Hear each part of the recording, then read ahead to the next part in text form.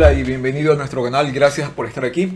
Continuamos con nuestros 101 trucos de Excel y hoy en nuestro truco 62 vamos a ver rápidamente cómo obtener el cuadro de diálogo de formato de celda para poder acceder y cambiar el formato de nuestros datos. Vamos a ello. Debido a la variedad de datos que podemos manejar en Excel, numéricos, alfanuméricos, fechas, fórmulas y funciones, es muy importante darles el formato adecuado, lo cual por lo general podemos encontrar en la parte superior en la pestaña inicio en el grupo números, ya que al aplicar un formato correcto eso facilitará el ingreso, la lectura de los datos, evitar errores al momento de ingresarlo y su mejor uso. Es así que existen diferentes formas de cambiar el formato numérico o acceder al formato de celdas, aparte de la pestaña de números en el grupo inicio. Y te voy a mostrar rápidamente 4 formas. La primera es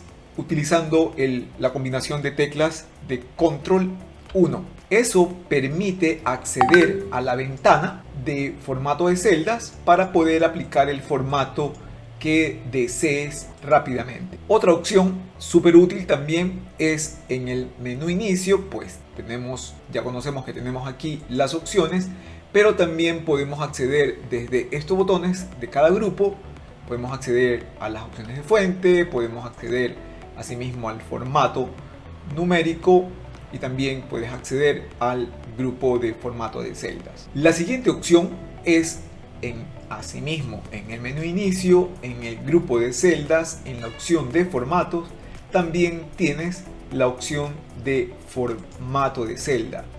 Eso también te va a llevar a las opciones de formatos de celdas para poder acceder al cuadro de diálogo de manera más rápida. Y finalmente, si seleccionas tus datos o quieres hacerlo solamente sobre una columna o una fila o toda la tabla, clic con el botón derecho y la opción de formato de celdas. También desde esta opción puedes acceder a la barra flotante, específicamente para nuestro caso que es el formato de las celdas, pues accedes directamente acá. Recuerda que la combinación de control 1 es con el número 1 que está sobre las letras, no del teclado numérico, porque si no, no te va a funcionar. ¿Ok?